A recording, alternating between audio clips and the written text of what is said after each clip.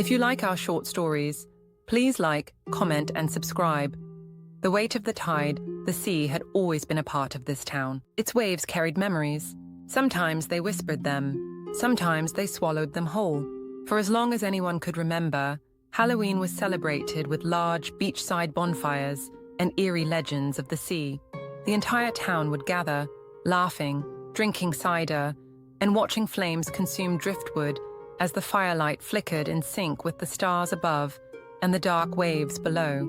It was tradition, something sacred in its simplicity. But this Halloween season felt different. The bonfires still burned, the townspeople still gathered, but something darker had arrived with the tide. A murder had struck the town, then another, and another. The bodies appeared with polished seashells placed in their cold, stiff hands. Each shell, perfectly smooth and foreign to the local waters, bore a number inside it, a cryptic mark that no one could decipher.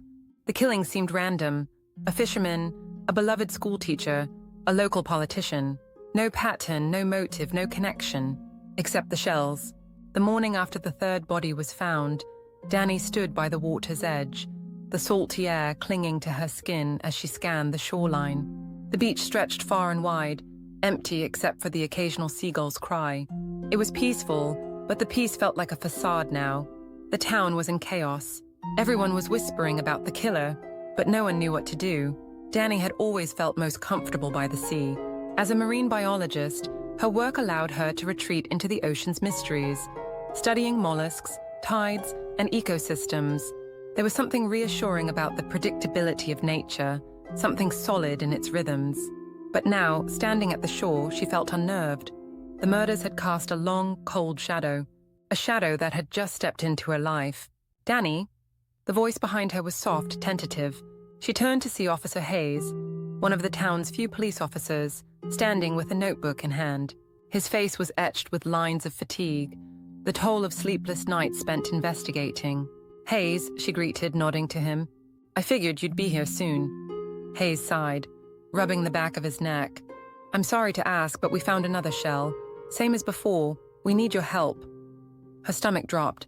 "Another murder?" He nodded gravely. "Late last night, same pattern." Danny turned back toward the sea, her thoughts racing. She'd been asked to consult on the case when the first shell had been found. After all, if anyone knew mollusks, it was her, but even she hadn't been able to identify the shells. They were from species that didn't live anywhere near these shores. Foreign, untraceable. The town's waters didn't produce them. So how did they end up in the hands of the dead? Danny followed Hayes to the scene. The walk was short, the air brisk and biting. Soon they were standing near a small cabin by the cliffs, a favorite spot for tourists, but today it was marked with police tape. The body had already been removed, but Danny could still feel the heaviness of death lingering in the air. Hayes handed her the shell. Danny held it carefully, her fingers tracing the polished surface. It was beautiful in a strange and unsettling way. Too perfect. She flipped it over, and there it was. The number, etched with precision. 13, she whispered. "What do you think it means?" Hayes asked, watching her closely. "I don't know yet. But these shells, they don't belong here. I've been trying to identify the species, but I can't. They're not local." "Then where are they from?" "That's the question, isn't it?" Danny pocketed the shell, her mind working furiously. "I need more time." Hayes nodded, his face tense. "We're running out of time. The town's already on edge with Halloween so close. If we don't find this killer soon..." He didn't need to finish. They both knew what was at stake. The murders had started just before the Halloween season, and the bonfire was only days away. The entire town would be gathered on the beach. If the killer had plans for that night, Danny shivered, though it wasn't from the cold. "Let me see what I can find out. There has to be a connection we're missing." As Danny left the scene, her mind drifted back to her childhood. Halloween had always been her favorite time of year. Those bonfires on the beach, her family laughing and telling ghost stories as the flames danced against the night sky. But now those memories felt tainted. The fire that once brought warmth now seemed to harbor something darker, something waiting beneath the surface. That night, Danny sat in her small office, the shell lying on the table in front of her. She stared at it, the number 13 glaring back at her, mocking her lack of answers. She had pored over every mollusk encyclopedia she owned, scoured the internet for any species that matched the shell's characteristics. Nothing. Her phone buzzed. A message from Hayes. Another letter was found in the mailbox. "I'll drop it off in the morning." Danny frowned. The letters. Each victim had received an anonymous letter days before their death. Cryptic notes that revealed secrets only the victims knew. The town was small, and secrets rarely stayed buried for long. But these letters were intimate, personal. It was as if someone had been watching these people for years, waiting for the perfect moment to strike. She leaned back in her chair, her mind wandering. The shells, the letters, the murders. Then it hit her. The shells weren't just random tokens, they were dates. The numbers inside the shells corresponded to specific days. Days when each victim had visited a particular location around the town. But what connected these places? She grabbed her notebook and started jotting down the coordinates she had mapped from the previous shells. It was a pattern, slowly forming in her mind. All the victims had visited these places, but they weren't just random spots. They were locations from the town's old Halloween celebrations, places tied to the annual bonfire, where generations of families had gathered to mark the holiday. Her heart raced. What if these murders weren't just about the victims? What if they were about the town's traditions, its past? What if the killer was targeting people connected to the bonfire nights? But why? And then, as she stared at the shell in her hand, she realized something even more chilling. The victims weren't random. They were all tied to her family's history, one way or another. Her phone buzzed again. This time, it was a message from an unknown number. "You're next. Meet me at the bonfire. Let's finish what we started." Danny's blood ran cold. She had been chasing the killer, but now it was clear. The killer had been leading her all along. Halloween night arrived with a sharp wind blowing off the sea. The town's bonfire roared, flickering wildly in the evening's darkness as the entire town gathered around it, unaware of the horror that had gripped Danny's heart. She stood at the edge of the crowd, scanning the faces around her, searching for the person who had sent the message. The person who knew her darkest secrets. The person who had been orchestrating this game. Suddenly, a figure appeared at the edge of the bonfire's glow, a shadow against the flames. It was Lena, her childhood best friend. Lena had left town years ago, disappearing without explanation. Danny's heart pounded in her chest. Why was Lena here? And why now? Lena stepped closer, the flames illuminating her face. There was a coldness in her eyes that Danny had never seen before. "Lena, what are you doing here?" Danny asked, her voice trembling. "You know why I'm here," Lena replied, her tone devoid of warmth. "I waited for you, Danny. You never came back." Danny's mind spun. She hadn't seen Lena since that Halloween night when they were teenagers. The night Lena had gone missing after the bonfire. The night that haunted Danny every year. The entire town had searched for Lena for months. Her parents had posted flyers, organized search parties, and gone to the police, but no one ever found her. It was as if Lena had vanished into the night, swallowed by the sea.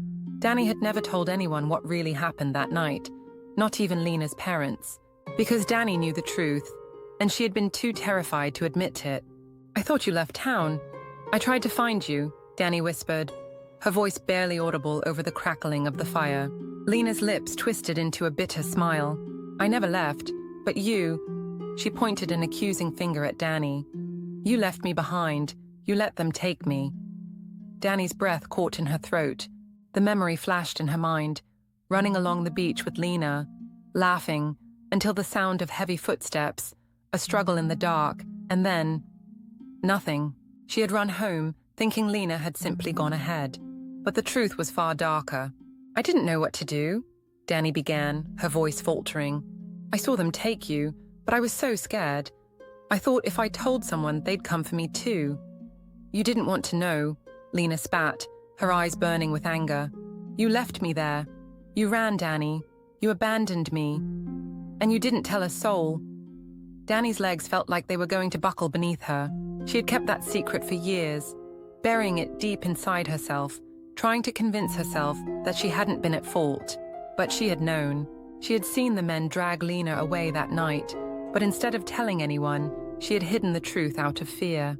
The kidnappers had threatened her if she spoke, and she had believed them. "You didn't care." Lena's voice was sharp and brittle. I was waiting for you to come back, Danny.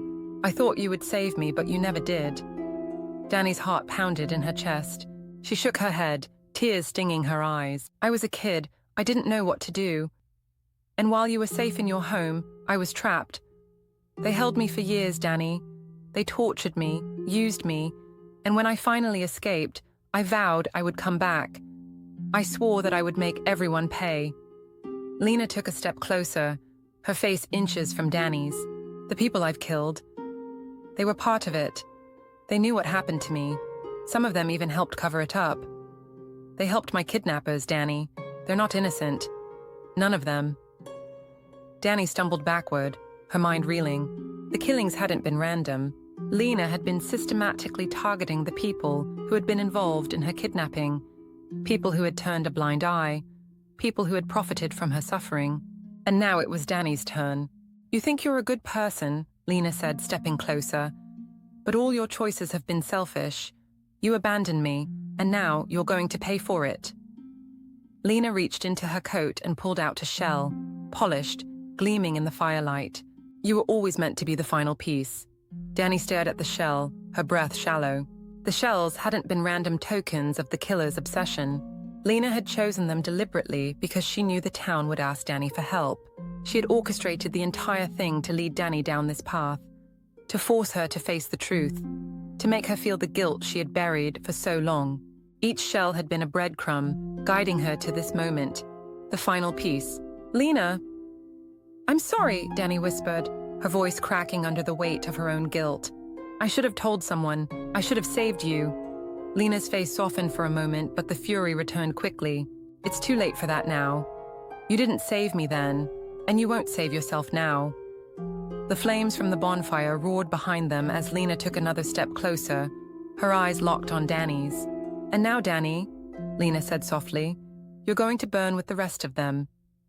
The shell slipped from her hand, falling to the sand as the weight of the tide finally crashed over them both.